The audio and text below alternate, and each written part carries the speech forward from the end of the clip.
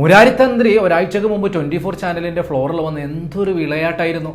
തൻ്റെ കവടിപ്പലയ്ക്ക് മുന്നിൽ കൊണ്ടുവന്നാൽ എല്ലാം താൻ ശരിയാക്കുമെന്ന വലിയ വായിൽ ഇയാളുടെ അന്നത്തെ വർത്താനം കേട്ടപ്പോൾ ഇതായിരുന്നു ഇയാളുടെ ശരിയാക്കലെന്ന് അറിയില്ലായിരുന്നു.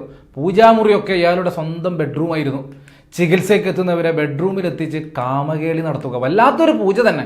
കഴിഞ്ഞ ദിവസം 16-കാരി പെൺകുട്ടിയെ ഇയാളുടെ ബെഡ്റൂമിലെത്തിക്കാൻ ഇയാളെ സഹായിച്ചത് ഈ മുരാരിത്തന്ത്രി എന്ന രാജൻ ബാബു എന്ന യഥാർത്ഥ പേരുള്ള ഈ മൂരാച്ചിയുടെ സ്വന്തം അമ്മയും ഭാര്യയായിരുന്നത്രേ.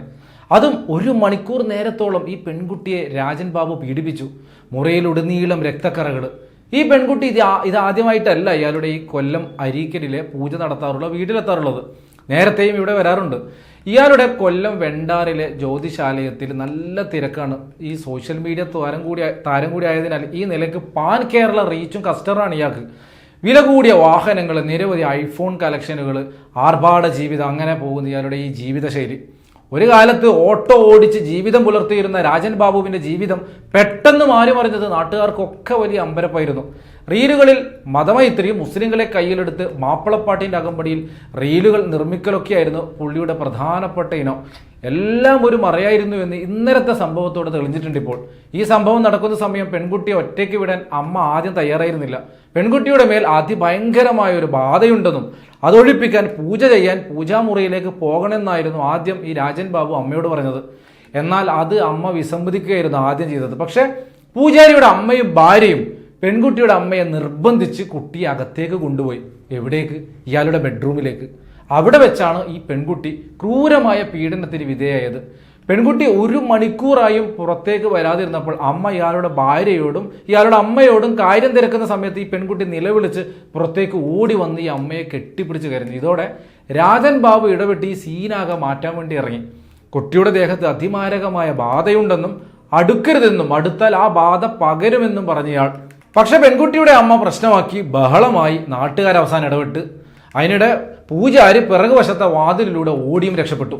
ഇയാൾ നേരെ പിന്നെ പോയത് ഭരണിക്കാവിലെ ഉദയ റോയൽ ടവർ എന്നൊരു ഹോട്ടലിലേക്ക്, അവിടുത്തെ ഒരു മുറിയിലേക്കാണ്. അവിടെ ഒരു മുറിയെടുത്ത കക്ഷിയെ പിന്നീട് പോലീസ് അതിവിദഗ്ധമായി പിടികൂടി. അവിടുന്ന് ആള് രക്ഷപ്പെടാൻ ശ്രമിക്കുന്നുണ്ടായിരുന്നു. അവസാനം ബലം പ്രയോഗിച്ചാണ് പോലീസ് ഇയാളെ കസ്റ്റഡിയിലെടുക്കുന്നത്. പോലീസ് കസ്റ്റഡിയിലെടുത്തതിന് പിന്നാലെ ആള് മാധ്യമങ്ങളോട് പറയുന്നത് തന്നെ കള്ളക്കേസിൽ കൊടുക്കാൻ പലരും ശ്രമിക്കുന്നെന്നാണ്. അതുപോലെ രാഷ്ട്രീയ പ്രേരിതം എന്നൊക്കെ ഇതിലിടുന്നുണ്ട് ഇയാൾ. പക്ഷേ ഇയാളുടെ ബെഡ്റൂമിൽ നിന്ന് രക്തക്കറയടക്കം പോലീസ് കണ്ടെത്തിയതോടെ സംഗതി ആളുടെ കയ്യിൽ നിന്ന് വിട്ടുപോയി. ഇത്തരം വ്യാജന്മാർക്കിടയിലേക്ക് ഈ പെൺമക്കളെയൊക്കെ കൊണ്ടുപോയ ആ അമ്മയെയും മലയാളികൾ നല്ല കണക്കിന് തെറി പറയുന്നുണ്ട്. ഇപ്പോൾ അതിലിപ്പോൾ വലിയ കഴമ്പുണ്ടെന്ന് തോന്നുന്നില്ല. കാരണം ആ അമ്മ കരുതിയിട്ടുണ്ടാവുക ഇയാളൊരു സത്യസന്ധൻ എന്നൊക്കെ ആയിരിക്കും.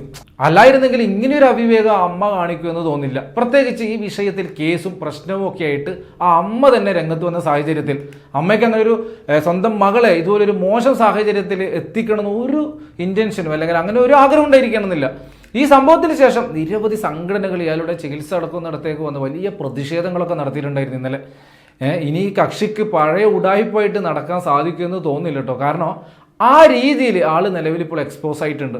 ഇനിയും ഇങ്ങനെയുള്ള എത്രമാത്രം കള്ളനാണയങ്ങൾ കാണും നമുക്കിടയിൽ. എല്ലാ തട്ടിപ്പുകാർക്കും ഇതൊരു പാഠമായാൽ അത്രയും നല്ലത്.